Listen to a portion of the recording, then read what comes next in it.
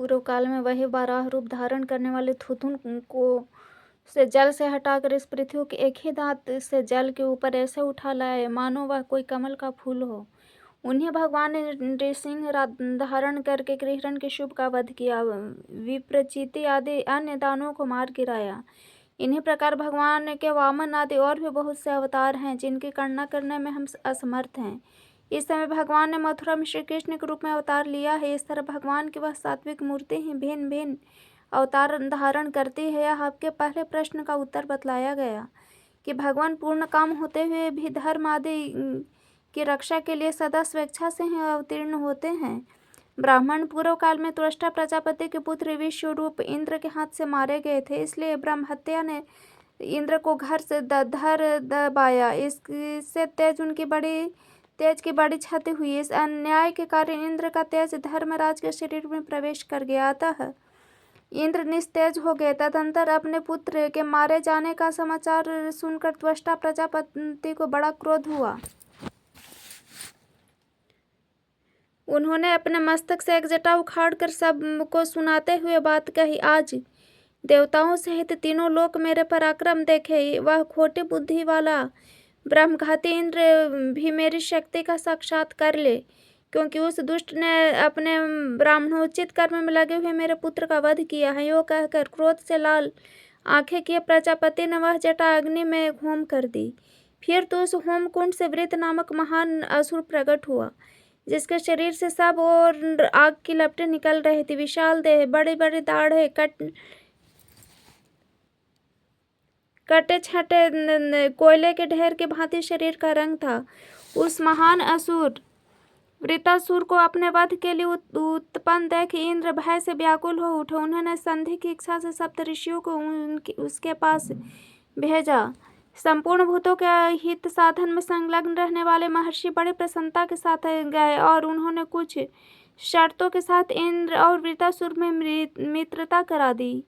इंद्र के संधि शर्तों का उल्लंघन करके जब वृत्तासुर को मार डाला तब वह पुनः उन पर ब्रह्म हत्या का आक्रमण हुआ। उस समय उनका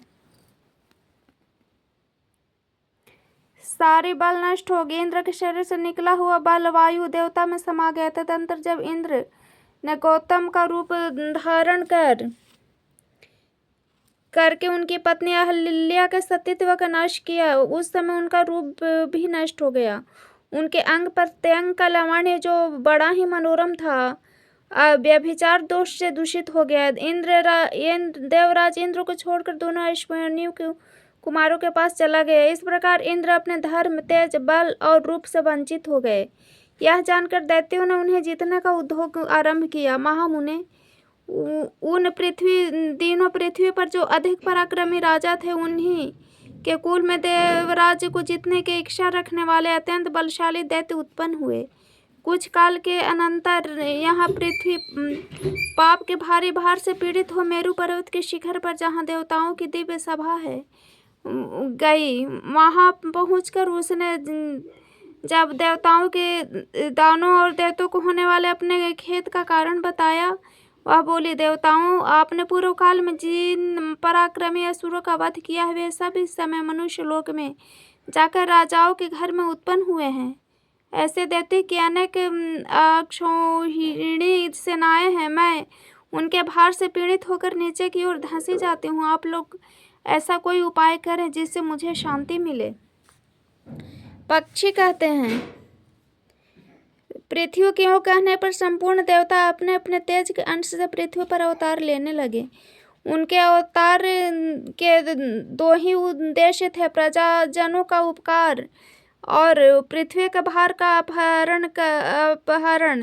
इंद्र के शरीर से जो तेज प्राप्त हुआ, उससे स्वयं धर्मराज ने कुंती के गर्भ में स्थापित किया। उसी से महातेजस्वी राजा युधिष्ठिर का जन्म हुआ।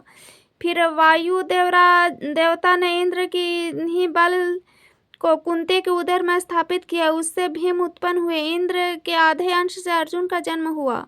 इसी प्रकार इंद्र का ही सुंदर रूप अश्विनी कुमारों द्वारा माद्री के गर्भ में स्थापित किया गया, जिससे अत्यंत कांति युक्त नकुल और सहदेव उत्पन्न हुए। इस प्रकार देवराज इंद्र पांचों रूप में अवतीर्ण हुए। उनकी पत्नी शची ही महाभागा कृष्णा के रूप में अग्नि से उत्पन्न हुई।